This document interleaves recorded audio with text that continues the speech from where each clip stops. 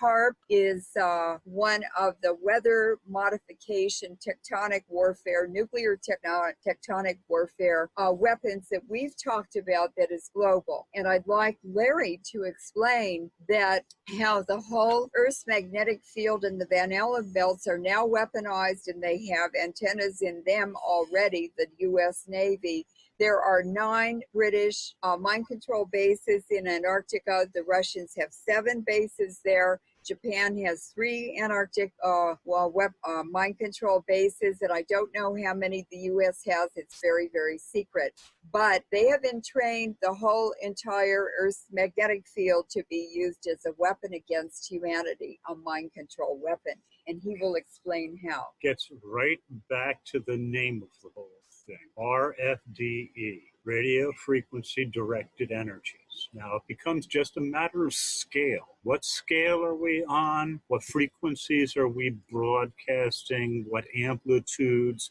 Where are we broadcasting them, and what is our intent in broadcasting them there? In certain instances, you can literally use some of these larger HAARP, high amplitude oral research project transmission centers, in order to pump energy into portions of the lower atmosphere, the ionosphere, in order to create localized mirrors and localized effects. And these mirrors quite literally are energy dense. They do not, energy will bounce off of them and go in an angle of incidence direction from that bounce. That's the reason for putting them there. They can literally lever them right onto the Van Allen belt now, and they can set up a harmonic so that what you have is a stored frequency that is being increased. And at the same time, you make a pair of mirrors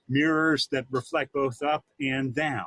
This becomes important down the road because it becomes something that you can also bounce other energies and other frequencies off of. And it has to do with how the frequencies are composed, and the word is going to escape me now, unfortunately, but the polarization and how they are polarized. And so what you have to have is you have to have some form of a radio transmitter. You have to have some form of an antenna. You can do this in bounces if you like. There are many ways of doing it. The object being, where do you target? What do you target? What was your intent? And they now have got the patents and the research behind them under their belt in order to know exactly how much of what has to be sent where at any given time in order to get a given effect. They have changed the entire frequency of the planet Earth. They've literally shifted the Van Allen belt and taken us from below 10 hertz, from 7.8 optimal. But below 10 hertz, we've been driven up into the 11 to 14 range And now. that's called the Schumann resonance. And this is not frequencies that we were actually meant to operate at. These are frequencies that are meant to put our systems into leverageable conditions, and the systems are leveraged. Our systems are leveraged in horrific ways now. The object being so that's even more our lifespan. Yeah. So that's even more mind control and entrainment. Even more mind control, and not only that. I would like to just read the summary of what Loren has said.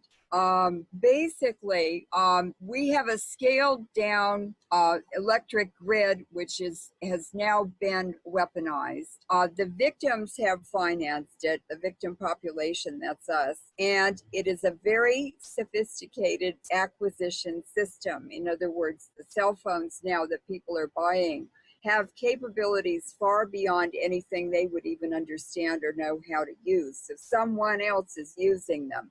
It is a system that can sniff, these are cell phones I'm talking about, can sniff its own signals on the way in, and if it handles or encrypts itself doing that, it is eavesdropping on itself and sends it out, the signal out of band, encrypted and undetected. So they're transmitting people don't even know this, into bandwidths that no one has access to. And on the flip side, it's gotten to the point with these phased array antennas, they're called pizza box antennas because they're square and flat. Phased array multi-frequency antennas. Yes, in personal devices that are being widely deployed now, and in individual cell phones can have 10 antennas in one device. More even, I've seen 10. They're very small and they are quite programmable across frequency band and directions.